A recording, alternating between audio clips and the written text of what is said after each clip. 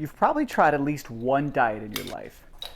Maybe you've tried cutting carbs, fats, or food you love. But what if I told you these diets are actually making you fatter? This video might save you from years of frustration. I'm Dr. Nate, or Coach Nate as my clients call me, and I've helped hundreds, if not thousands, of patients and clients at this point to burn fat, build muscle, get out of pain, improve their joint health, improve their blood work, you name it. And I've also done the same for myself and coached myself through multiple bodybuilding competitions. I'm about to show you why traditional diets makes most of us gain weight and the simple swaps my coaching clients use instead that actually work. Here's what most people don't realize about diets. They're designed to fail. When you restrict calories too much, your body starts to fight back and slows your metabolism over time while increasing your hunger hormones. That's why most diets fail and why a lot of people end up heavier than when they first started the diet because of this rebound that happens afterwards. I like to think of it kind of like a slingshot. When you restrict yourself and from your favorite foods or going no carb or whatever it is, you kind of pull back that slingshot and your motivation and willpower can kind of hang on for a little bit, but before you know it, boom. I see this constantly with new coaching clients. They come to me after trying keto, paleo, cutting out their favorite foods, starving themselves, eating salad, juice cleanses, you name it. They're frustrated, exhausted, and sometimes weighing more than when they first started. The problem isn't you, it's the approach. Your body thinks you're starving, so it holds on to every calorie and conserves energy as best as it possibly can while increasing its want for high-calorie foods. Basic survival biology at its finest, working against you. That's why my clients don't diet. Instead, we use simple swaps that work with you and not against you. These aren't restrictions, these are upgrades that work with your body a little more naturally so we don't trigger as intense of that starvation response. So here are 6 simple swaps that I use with my clients, plus a little bonus one at the end.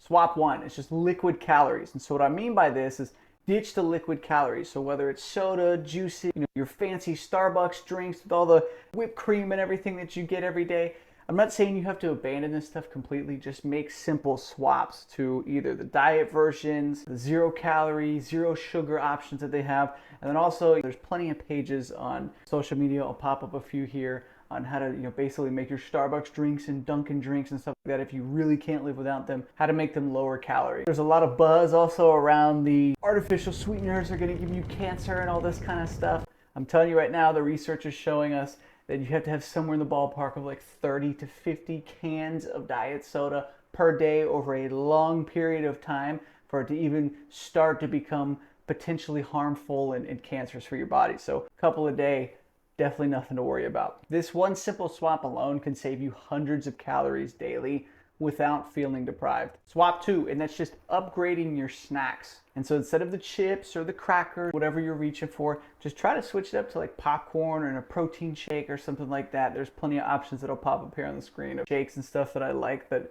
taste like a milkshake. They don't taste real chalky or anything like some of the protein products that you've tried. Protein bars, Greek yogurt with fruit and maybe a little honey on top. The more protein and fiber, the better, because this is actually going to keep you feeling full between meals, and actually it's going to help you eat less come that next meal time because you're still going to have a little bit left in the tank and you're not going to be so famished and so dead by the time you get to your next meal. Swap 3, I like to call plate psychology, and basically it's just using smaller plates and utensils and bowls and cups and all that kind of stuff. If you gravitate towards like the dessert fork or side dish plate or something like that when you're making your meals, you're actually going to kind of trick your brain a little bit into thinking you have a full plate. And it's literally psychology. I do this all the time. So your brain sees a full plate and immediately is more satisfied versus trying to use a big plate and barely filling it up. It'll also just kind of help you naturally give yourself smaller portions. And so there's no measuring, no counting involved. You're grabbing something smaller and it's immediately going to make you take smaller bites. And that kind of leads me to swap number 4, and that's your eating pace. And so this is something that I struggle with probably the most, especially just being busy. A lot of times I'm eating standing up and running all over the place and just scarfing something down really quick. But it actually takes your brain about 20 minutes to get the signal from your stomach that it's full. And so if you're finishing your meal faster than that, there's oftentimes you can overeat past your brain even getting that signal. And so if you kind of just slow down, maybe put your fork down between bites, take time, enjoy the food, taste it, feel the texture. If you're into that kind of thing, you're a foodie. I know not all of us are, but just slow down, enjoy your meal. Maybe not do 10 things at once while you're eating. That'll help quite a bit. SWOT 5 I call movement integration. So basically it's just finding creative ways to get more movement throughout the day that don't require deliberate exercise, like going for a run or going to the gym or something like that. And so like simple one, I've got a sit stand desk that I'm kind of talking from right now, but I'm sitting here getting my steps and recording this video at the same time. Other simple things that you can do is you can just take your call outside. So sometimes I'll be on calls and walking here at the same time, but I'll also just step outside. I'll go for a walk while talking. Pretty easy, pretty simple. Or you can just park further away from grocery stores or running your errands, take the stairs, things like that. You can get pretty creative with this one. Maybe dancing while making dinner, whatever. There's tons of stuff that you can do. So this last tip is sleep. A few nights of bad sleep and it can actually disrupt a lot of hormones in your body and making you crave more stuff, be in a worse mood, and ultimately make worse decisions, with your diet and other things in your life. I could make a whole video on this alone, but basically I'm gonna leave you with two things we wanna think about.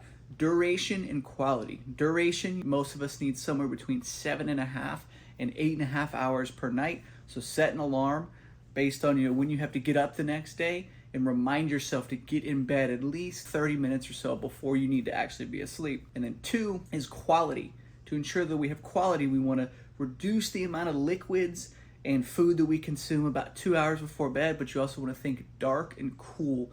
So you turn off all the screens, all the TVs, everything, and then you want to set your thermostat to about 67, 68 degrees. This ensures that your core temperature stays down and you stay in deep sleep. All right, and so this last bonus tip I want to share with you, a story about my client to kind of get this across. So Chris, he was 33, he was one of my first clients ever. He had 2 kids, a wife, he was commuting to work on top of all this, and then he also had a side business, a pool installation and renovation business that he was trying to make the main thing, and it eventually did. On top of he had just started working out with me in person. This was years back. And so what we did with him was something we call the 80-20 rule. And so basically just what we mean by that is 80% of your diet is nutritious, whole foods, clean foods. When we think of that, we think single ingredient foods like fruits, veggies, lean meats, things of that nature. And then the other 20% is literally whatever you want. So if you want to have a drink occasionally, if you want to go out to eat for a meal, maybe 2 per week, maybe a treat at night, something like that, nothing crazy. So when I say 20%, I don't mean, okay, Monday to Friday, we're super good and perfect, and then Saturday to Sunday, we'll go absolutely nuts and eat completely off the rails, because that is not going to get you results. What I mean is within means, not a whole pizza. And so he tried this for about a month, and within his first month he lost 6 to 10 pounds. This kind of gave him confidence to keep going, and eventually after a couple months he had a 6-pack without even really worrying about what he was eating too much. And he was just working out like 2 to 4 times per week. And eventually he kind of kept incorporating some of these tips I've been telling you about, and he's sustained it ever since. Here's how I'd implement these strategies. I'd pick one to start, whichever one felt the easiest, most automatic for you right now. Pick that one and go with it, stick with it for 1 to 2 weeks, and then find the next one on the list, and then go with that one for the next week. Keep working your way up. The goal isn't perfection with this stuff either, it's progress. And so if you're not perfect with it every day, don't kill yourself, but try to be as consistent with it as possible, because the more consistent you are with it, the better results you're going to see, especially when you start combining them all. These small changes can really compound into massive results over time. If this approach resonates with you, hit that subscribe button. I share realistic weight loss, fitness, health strategies like this every week for people who are tired of trying and not seeing the results.